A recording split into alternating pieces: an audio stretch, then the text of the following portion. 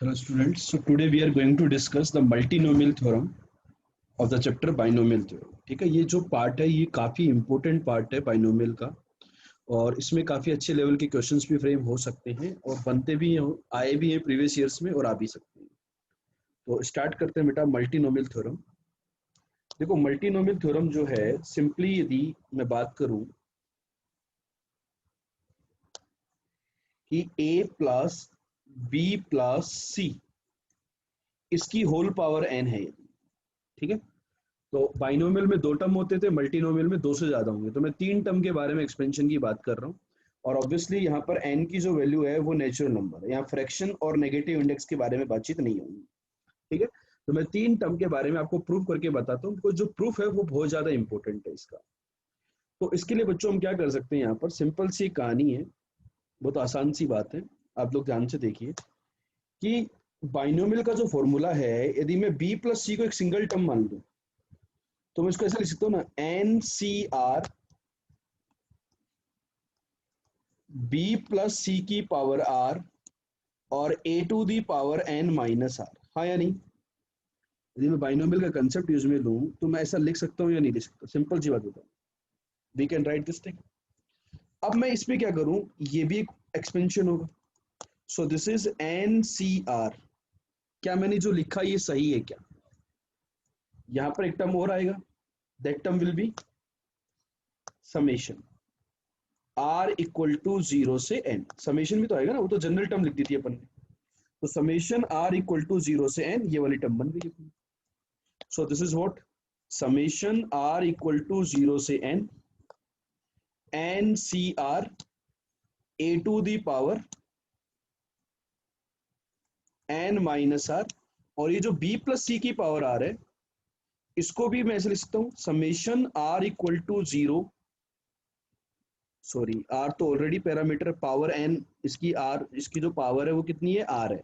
तो अपन क्या लिख देंगे, k इक्वल टू 0 से आर, आर सी के बाद वाले की पावर k और पहले वाले की पावर, बची हुई टोटल पावर आर थी तो ये आ जाएगा अपना।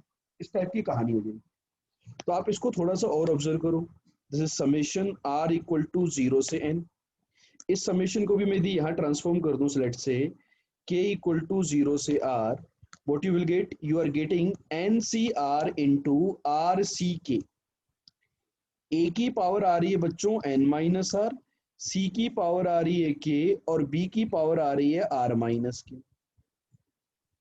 तो देखो ये तीन पैरामीटर थे, एक a एक c और एक b, ये तीन ही तो लोग थे, a b और c, ठीक। अब इनका जो कोफिशिएंट है वो इस टाइप का है। इसको यदि मैं एक्सपेंड कर दूं फैक्टोरियल के टर्म्स में, तो what you will get, this is factorial n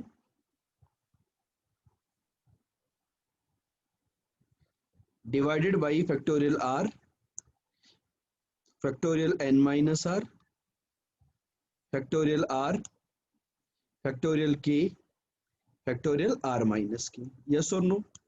a to the power n minus r, c to the power k, b to the power r minus k, and here we have the two summations such that r equal to 0 to n and summation k equal to 0 to r। तो basically देखो यहाँ पर यदि मैं observe करूं कि ये जो भाई साहब थे a plus B plus C की पावर n, इसके एक्सपेंशन की जो जनरल टर्म होती है,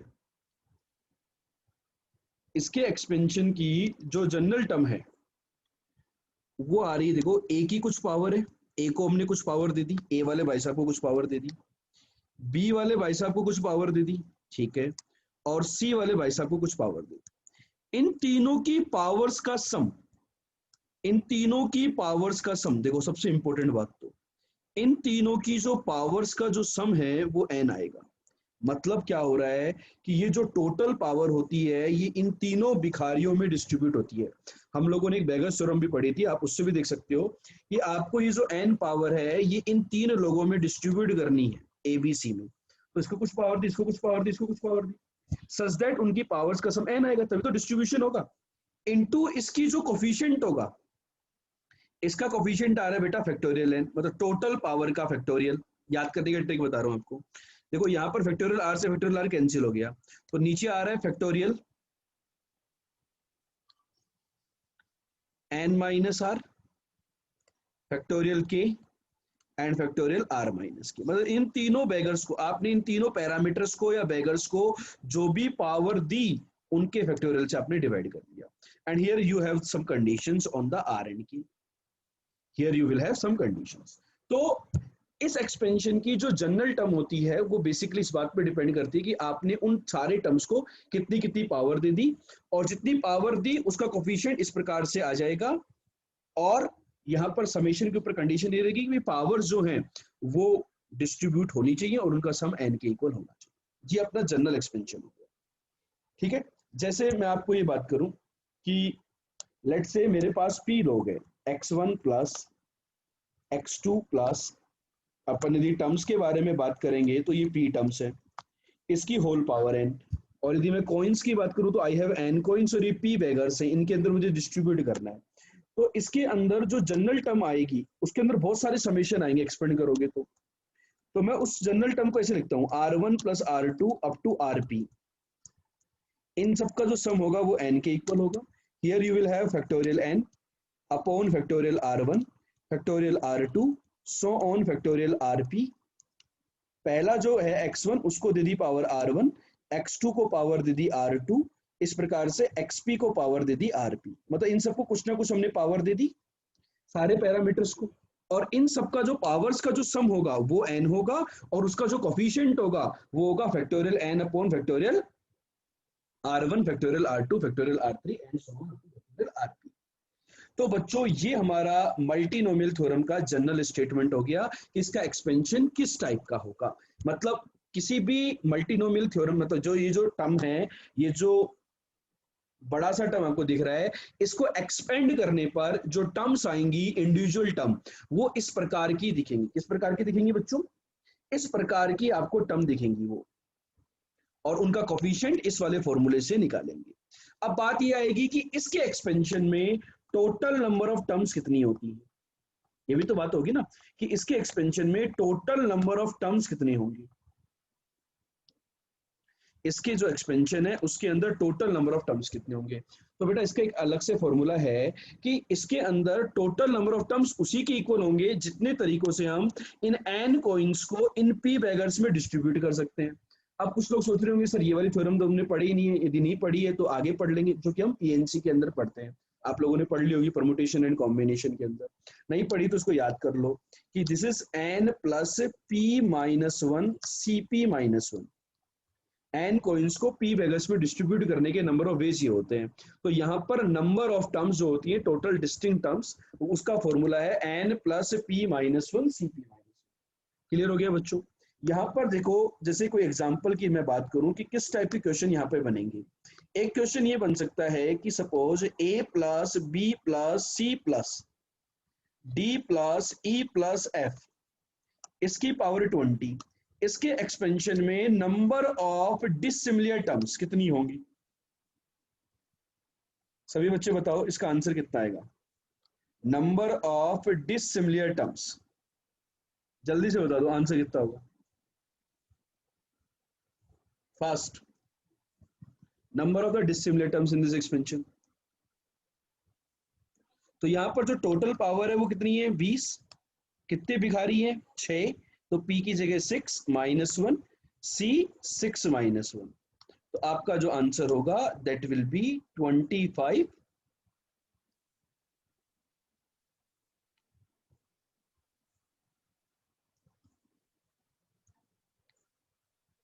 25C5 इतने टर्म्स होंगे इसके एक्सपेंशन में, अलग अलग टर्म, डिफरेंट टर्म्स।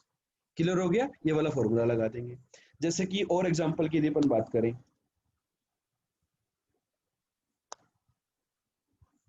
किस टाइप के टर्म्स यहां पर आएंगे। जैसे मैं एक छोटा सा एग्जांपल आपको देता हूं बेटा, कि लेट से a प्लस बी प्लस सी, इसकी पावर 10 है। ठीक है ना, समझते हैं, बहुत आसान से क्वेश्चन बनाते हैं। इसका जो भी एक्सपेंशन होगा, इसका कुछ ना कुछ एक्सपेंशन होगा बच्चों, होगा या नहीं होगा। तो इसके एक्सपेंशन में find coefficient of find coefficient of following. बहुत ही आसान सा तरीका है, जल्दी से आप फ्रैक्शन ऑफ सेकेंड्स मतलब 5 से 10 सेकंड के अंदर आंसर लिख सकते हैं। पहला पार्ट, ए क्यूब बी स्क्वायर, ए क्यूब बी स्क्वायर इंटू सी की पावर 5, इसका कोफिशिएंट क्या होगा, जल्दी से बताएं आंसर। तो देखो क्या इस टाइप की टर्म होगी, हाँ होगी। टोटल 10 पावर इन तीनों लोगों में डिस्ट्रीब्यूट होगा, तो इसका जो कोफिशिएंट होगा उसका आंसर आ जाएगा बेटा factorial 10 divided by factorial 3 factorial 2 and factorial 5। सब लोगों को क्लियर हो गया क्या ये? यस और नो? ठीक है, सिंपल सा क्वेश्चन। यदि मैं इसमें से इसकी बात करूं कि ए स्क्वायर बी स्क्वायर सी की पावर 5, इसका कोफिशिएंट क्या होगा बच्चों, जल्दी से बताओ।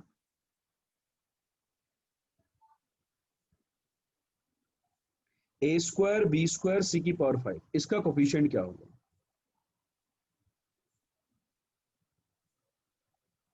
जीरो। इसका कोफिशिएंट जीरो होगा, ये बात समझ में आई? जीरो क्यों होगा? क्योंकि टोटल पावर 10 है ही नहीं, पॉसिबल ही नहीं है, इस टाइप का अपने पास टर्म बनेगा ही नहीं। ठीक, जैसे एक छोटा सा एग्जांपल और लेते हैं, एग्जांपल नंबर 3। आप बच्चों मुझे बताओ कोएफिशिएंट ऑफ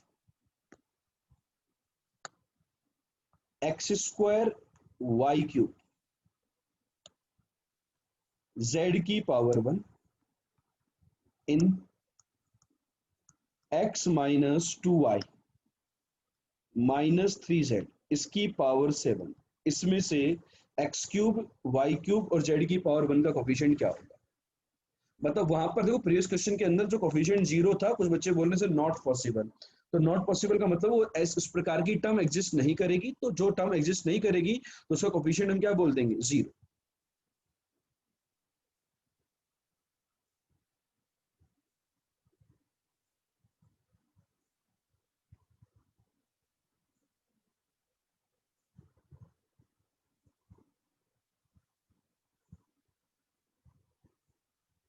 अच्छा यहाँ पर एक गड़बड़ हो गई है, सॉरी सॉरी सॉरी, इस जीरो वाला क्वेश्चन नहीं देना चाह रहा था मैं।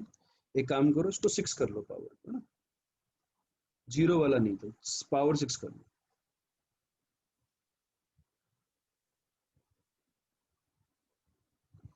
ठीक है, तो इसका आंसर क्या होगा? टोटल फैक्टोरियल 6, एक्स वाले को पावर दी 2, वाई वाले को दी पावर 3 और जेड वाले को दी पावर 1। तो मैंने जो लिखा है आंसर यही होगा या कुछ और होगा बच्चों? क्या आंसर में कुछ और आएगा क्या, या यही होगा? तो यहाँ पर देखो एक्स को हमने दो दी पावर 2, लेकिन -2 वाई को पावर दी 3 और -3 जेड को पावर दी 1। तो आपका जो आंसर होगा कोफिशिएंट का, वो होगा factorial 6 divided by factorial 2 factorial 3 factorial 1। यहाँ पर -2 का क्यूब भी आएगा वाई की वजह से यहाँ पर, और यहाँ पर एक माइनस का 3 भी आएगा, तो आंसर में एक्स वाई जेड का भी रोल होगा। समझ में आ गई के बात? इस टाइप का क्वेश्चन क्लियर है बच्चों? ठीक है, ये सिंपल क्वेश्चन है, बहुत ही बेसिक क्वेश्चन है, जिसको अपन डायरेक्टली देख करके ही आंसर दे सकते हैं, क्योंकि हमने समझ लिया था पैटर्न क्या आने वाला है।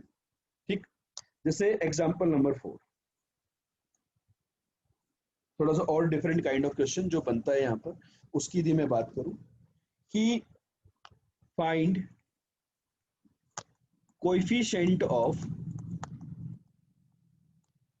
एक्स की पावर 17, इसका कोएफिशिएंट निकालो इन, सभी बच्चे सोल्व करेंगे, 2x² माइनस एक्स माइनस 3 इसकी पावर 9, इसके अंदर से x की पावर 17 का कोएफिशिएंट बताओ बच्चों, जल्दी से बताओ।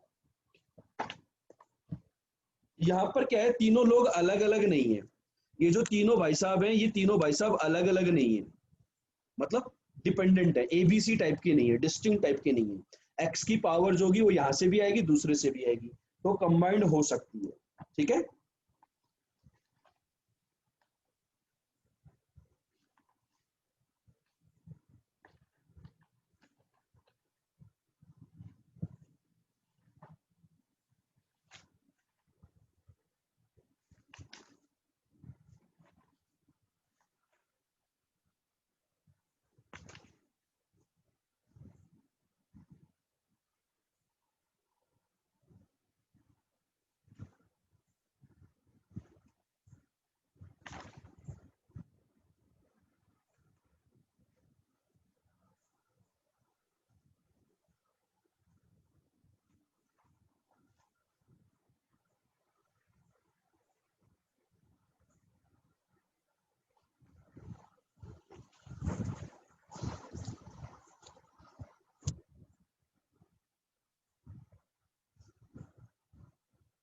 फाइनल आंसर कैलकुलेट करके बताना है बच्चों इसके अंदर कि फाइनल आंसर सिंप्लीफाई करना है पूरा का पूरा, कि सिंप्लीफाई करने पे क्या आएगा। तो बच्चों इसकी अपन क्या करेंगे, देखो जनरल टर्म लिख लेंगे। इस टाइप के क्वेश्चन में हम क्या करते हैं, जनरल टर्म लिख लेते हैं कि ये जो एक्सपेंशन होगा इसका वो किस टाइप का दिखेगा।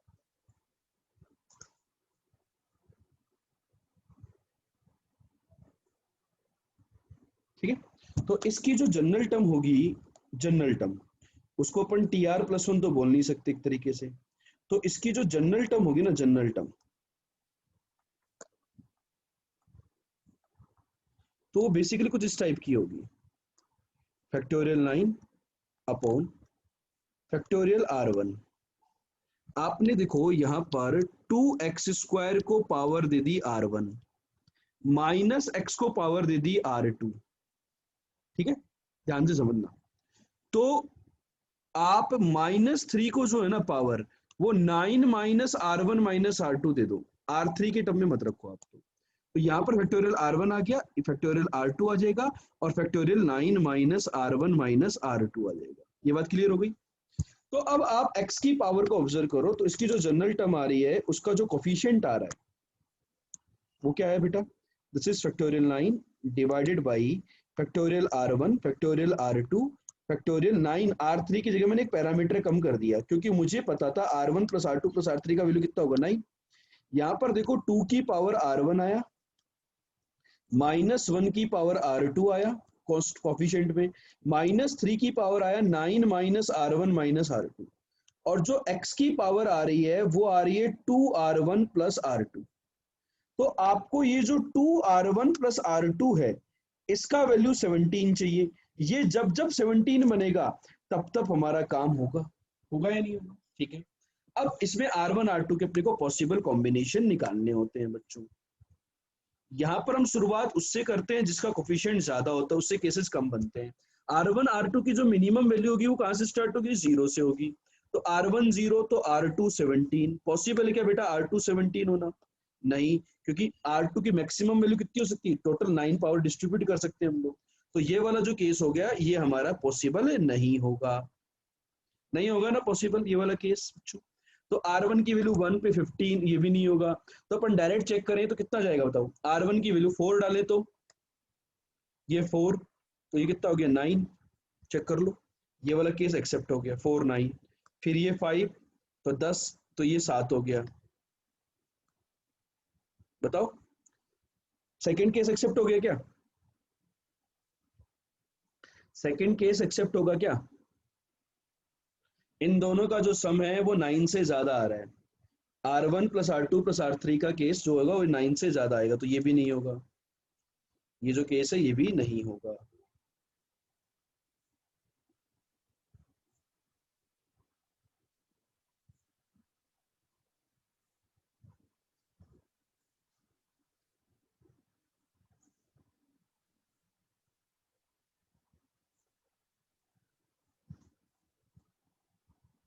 तो 5 7 वाला भी नहीं होगा। कौन कौन से केस पॉसिबल होंगे बच्चों बताओ जरा, कौन कौन से केस पॉसिबल होंगे, ये भी नहीं होगा, ये भी नहीं होगा।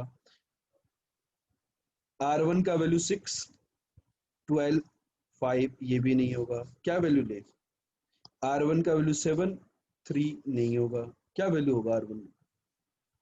ठीक है, तो एक ही पॉसिबल केस है, दैट इज 8 एंड 2,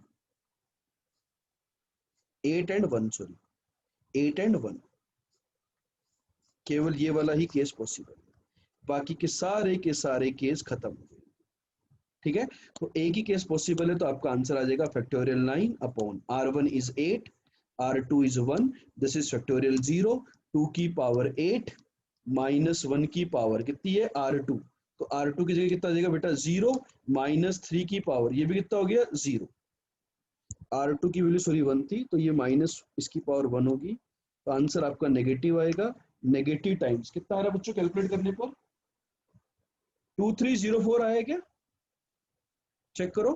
आंसर जो आया वो आपका माइनस का 2304 आ रहा है, पॉजिटिव का आ रहा है, माइनस का या प्लस का, चेक करके बताओ।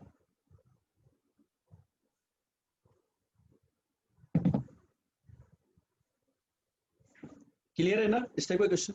तो यहाँ पर देखो एक ही टर्म आया, यदि मल्टीपल टर्म्स आएंगे तो उस केस को भी अपन डील कर सकते हैं। जैसे अगला example, fifth example, find coefficient of following. एक क्वेश्चन करते हैं, फाइंड कोएफिशिएंट ऑफ फॉलोइंग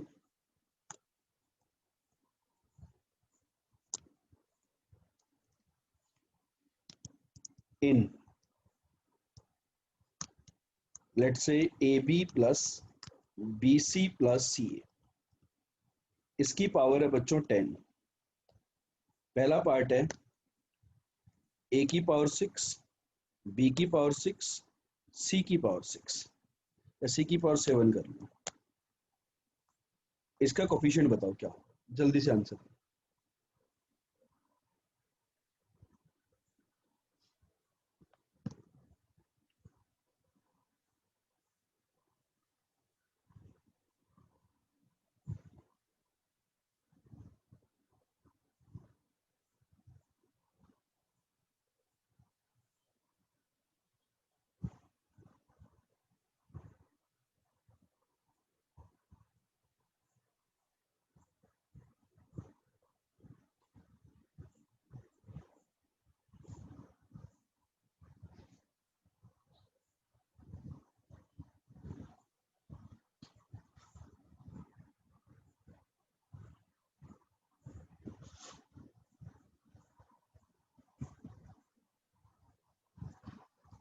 आ गया या कुछ और होगा?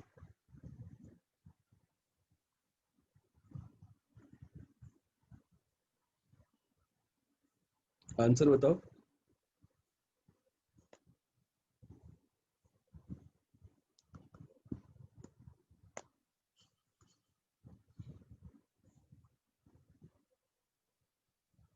दो सेकंड का क्वेश्चन था, 2 सेकंड, ओनली 2 सेकंड।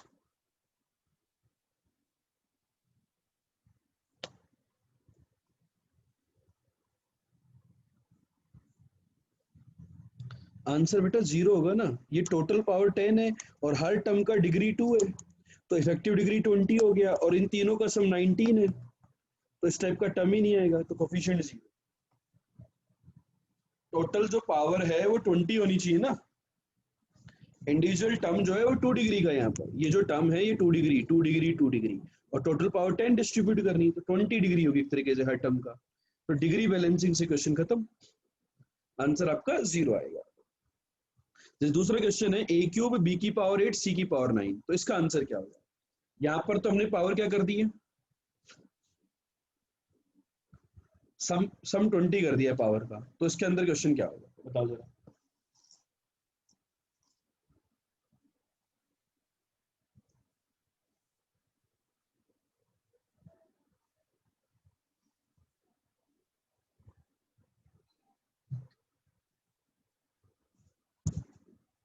तो देखो इसमें कुछ लोग क्या करते हैं कि सर इसके लिए तो एक काम करते हैं, अपन ऐसा कर देते हैं 10 factorial upon R1 factorial R2 factorial R3 factorial, general term a b की पावर R1 बी सी की पावर R2।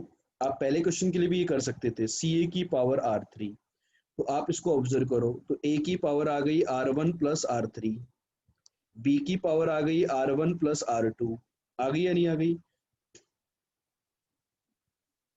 आ गई। और सी की पावर आ गई बेटा R2 प्लस R3। इनको मैंने कंपेयर किया तो मेरे पास आया कि R1 प्लस R3 का वैल्यू 3 होना चाहिए, R1 प्लस R2 का वैल्यू 8 होना चाहिए और R2 प्लस R3 का वैल्यू 9 होना चाहिए। साथ में मुझे ये भी पता है कि इन तीनों का जो सम है वो 10 होना चाहिए। तो यहाँ से मेरे पास वैल्यूज आ जाएंगी R1 R2 R3 की, कि R2 मेरे पास कितना आ गया बेटा 7, यहाँ से मेरे पास R3 आ गया वो कितना होगा 2, यहाँ से मेरे पास R1 आ गया वो कितना होगा 1। तो आपका जो रिक्वायर्ड कोएफिशिएंट होगा वो आ गया 10 factorial upon 7 factorial 2 factorial 1 factorial. इसको अपन इजीली कैलकुलेट कर सकते हैं, 10 इंटू 9 इंटू 8 अपॉन 2, 360 आ रहा है क्या, चेक करो बच्चों। The answer is 360। ठीक, क्या हम इसी मेथड से करेंगे या और कोई शॉर्ट अप्रोच इस क्वेश्चन को करने की? तो देखो यहाँ पर जो है टर्म्स जो है ना वो बेटा सिमेट्रिकल टर्म्स है, ये जो टर्म्स मैंने बाहर निकाली हैं ये सिमेट्रिकल टर्म्स हैं। कैसी टर्म्स हैं? सिमेट्रिकल टर्म्स है बेटा। ठीक है, तो सिमेट्रिकल टर्म्स हैं, तो ये जो एक्सपेंशन में बात कर रहा हूँ ना, A B plus B C plus C की पावर 10 का, इसमें से एक काम करो आप, ए बी सी जबरदस्ती कॉमन निकाल दो, तो ए की पावर 10, बी की पावर 10, सी की पावर 10, अंदर आपके पास बच रहा है 1/a plus 1/b plus 1/c, इसकी होल पावर 10। तो अब यदि मैं इसकी जनरल टर्म की बात करूं और मुझे इसका कोफिशिएंट चाहिए, तो बताओ a की पावर 10 अंदर किससे मल्टीप्लाई हो? 1/a का क्यूब आना चाहिए। तो देखो 1/a का क्यूब तो 10 फैक्टोरियल अपॉन 3 फैक्टोरियल, क्यों? बिकॉज 1/a का क्या आना चाहिए? क्यूब आना चाहिए, सॉरी 1/a की पावर 7 आनी चाहिए, ताकि एक क्यूब बन जाए मल्टीप्लाई होने पर। ये बात समझ में आई सबको? अब 1/b की पावर कितनी आनी चाहिए? b की पावर 8 चाहिए, तो 1/b का स्क्वायर आना चाहिए, तो b की पावर उसको 2 पावर दे दी, और 1/c की पावर 1 आनी चाहिए ताकि c की पावर 9 बन जाए, बाहर मल्टीप्लाई इसको 1 पावर दे दी। तो इसकी जनरल टर्म से अपन ने क्लिक कर दिया, तो ये आपका आंसर है। क्लिक हुआ नहीं हुआ बच्चों? इस प्रकार से हम इस क्वेश्चन को डायरेक्ट कर सकते हैं। ये वाली बात क्लियर है या नहीं?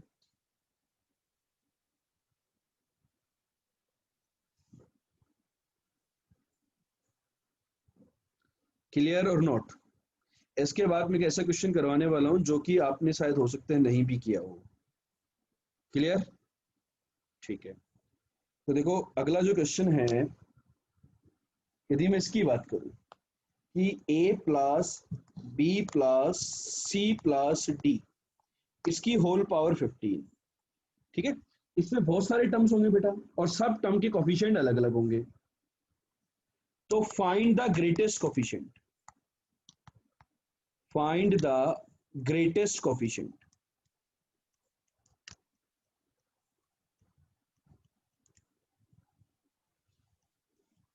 In the expansion.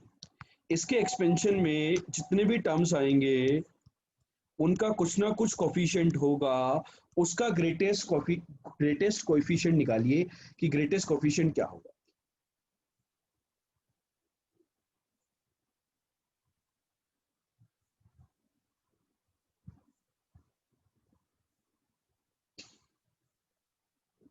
बताओ, ऐसा क्वेश्चन किया है क्या अपन ने कभी?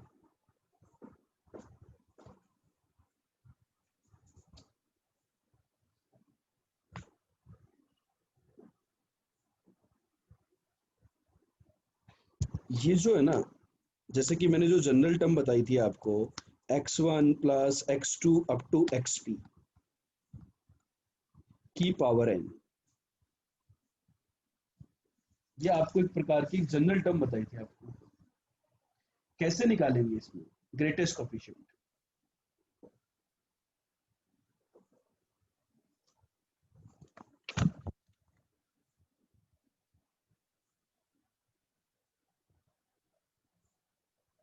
ग्रेटेस्ट कोफिशिएंट का इसमें एक फॉर्मूला होता है बच्चों, ये होता है n फैक्टोरियल अपॉन, एक टर्म मान लो आप q फैक्टोरियल, q फैक्टोरियल की power p minus r, p समझ रहे हो, p minus r into q plus 1 का फैक्टोरियल की पावर r, ये आपका ग्रेटेस्ट कोफिशिएंट होता है।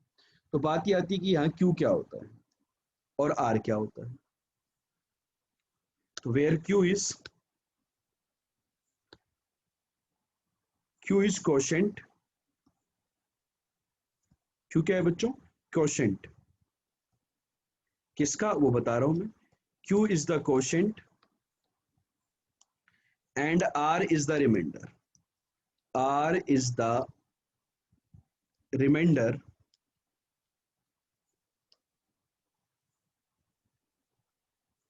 when n is divided by p, n is divided by p। तो बच्चों बताओ इस केस के अंदर, इस क्वेश्चन के अंदर total power n, total coin है 15, टोटल लोग कितने हैं 4, 15 को 4 से डिवाइड करोगे, 15 को यदि 4 से डिवाइड करोगे तो क्वोशेंट क्या आएगा? और रिमाइंडर क्या आएगा, कोशेंट होगा 3 और रिमाइंडर कितना होगा बेटा,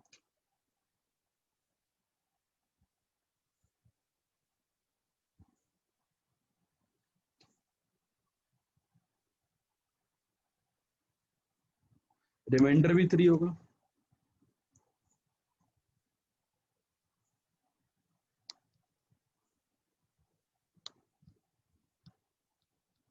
तो आपका जो आंसर होगा वो कितना आ जाएगा, factorial 15 upon factorial Q, that is factorial 3, इसकी पावर p माइनस आर, तो 4 minus 3 that is 1, Q plus 1 मतलब फैक्टोरियल 4, इसकी पावर 3, ये आपका आंसर। किसी का आया क्या आंसर, मानस का आ गया बेटा, मानस कैसे किया आपने,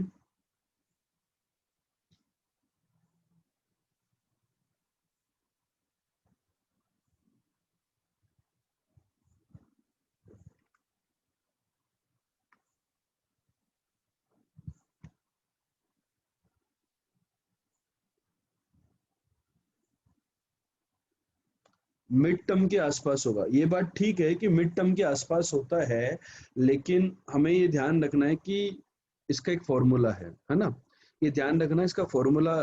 मैंने बता दिया कि आइडिया दे दिया आपको कि इस टाइप का यदि क्वेश्चन आ सकता है, यदि टफ पेपर होता है तो अपन इस तरीके से सोल्व कर सकते हैं, ठीक है।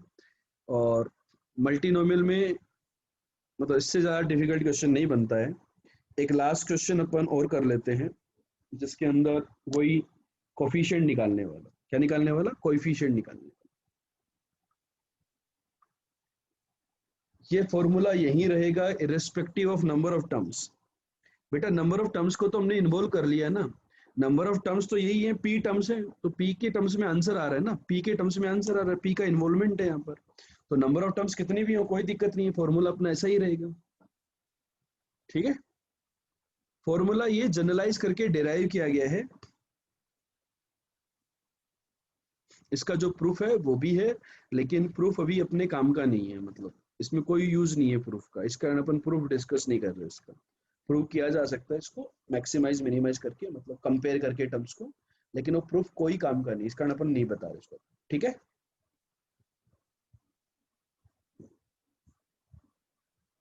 चलो, जो कि इसका कॉपी लास्ट क्वेश्चन कर दो बच्चा सभी लोग।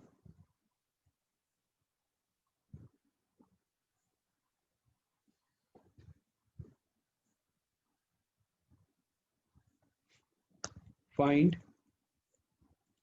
Coefficient of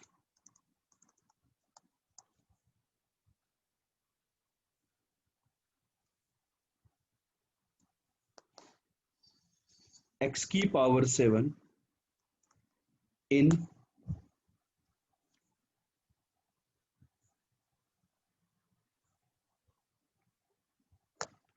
1 plus 3x minus 2x cube, इसकी होल पावर 10, इसमें से आप x की पावर 7 का कोफिशिएंट निकालो।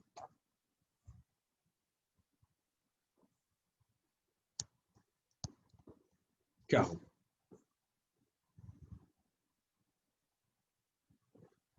इसका जनरल टर्म क्या होता है, सोचो, 10 factorial upon r1 factorial, r2 factorial and r3 factorial, ये होता है। 1 को कुछ पावर दे देंगे, 3x को कुछ पावर दे देंगे, और माइनस का 2x क्यूब को कुछ पावर दे देंगे, such that r1 plus r2 plus r3, इन तीनों का सम 10 होना चाहिए।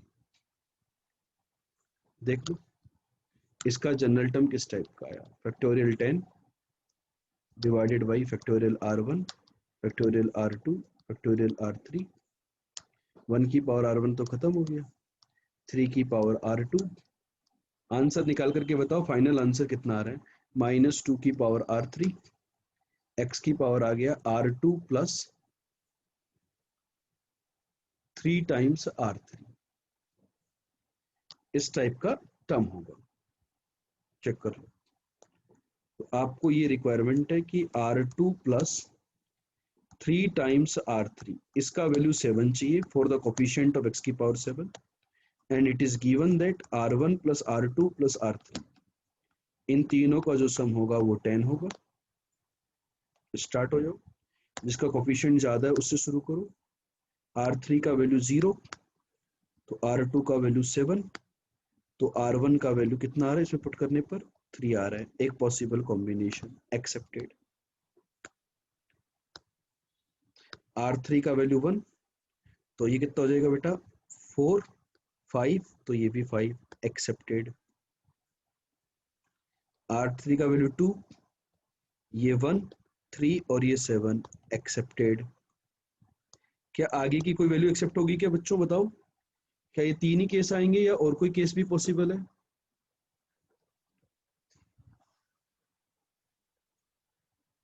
जैसे ही मैं R3 की वैल्यू आगे लेकर के जाऊंगा, सपोज मैं 3 ले गया, तो ये नेगेटिव हो जाएगा, तो यहीं पर ये रायता फैला देगा। नेगेटिव मतलब डेंजर, खत्म। तो ये तीन ही केस आएंगे, इन तीनों के करस्पॉन्डिंग अपन सब निकाल लेंगे। तो रिक्वायर्ड इज, पहले केस की वैल्यू रखते हैं, factorial 10 divided by factorial 3 factorial 7 factorial 0 3 की पावर 7 माइनस 2 की पावर 0 प्लस दूसरा case factorial 10 factorial 5 factorial 4 factorial 1 3 की पावर 4 माइनस 2 की पावर 1। तीसरा case factorial 10 upon factorial 7 factorial 1 factorial 2 3 की पावर 1 और माइनस 2 की पावर 2। बच्चों चेक करो यही आ रहा है क्या? और इसको यदि आप फाइनली कैलकुलेट करके देखना चाहो तो 62,640 ये आई थिंक कैलकुलेट करने पर आएगा, जहां तक हो सकता है इसमें डेटा वेटा, मतलब यही आना चाहिए 62,640। तो जिन बच्चों ने भी मल्टीनोमियल के लिए वोट आउट किया था, बताओ मुझे, मल्टीनोमियल के ऊपर सारे टाइप ऑफ क्वेश्चन यही बनते हैं बेटा। एक क्वेश्चन बनता है नंबर ऑफ टर्म्स का, एक बनता है जनरल टर्म का कोफिशिएंट निकालने का। कोफिशिएंट में ये तीनों अलग अलग टाइप के टर्म होते हैं, तब कैसा होगा? जैसे इस क्वेश्चन में 7th वाले में किया, एक्स के टर्म्स थे, तो दो एक से ज्यादा टर्म बन रहे हैं, तो कैसा क्वेश्चन होगा? और और एक मैक्सिमम, जो एक नया फॉर्मूला आपको बताया मैंने कि कोफिशिएंट, मैक्सिमम कोफिशिएंट किसका होगा, इससे ज्यादा मल्टीनोमियल थ्योरम में किसी प्रकार का क्वेश्चन फ्रेम नहीं होता है। क्लियर है क्या? और कुछ डिस्कस करना है तो बताओ मल्टीनोमियल थ्योरम क्या? ठीक है बच्चों, बताओ और कुछ यदि आपको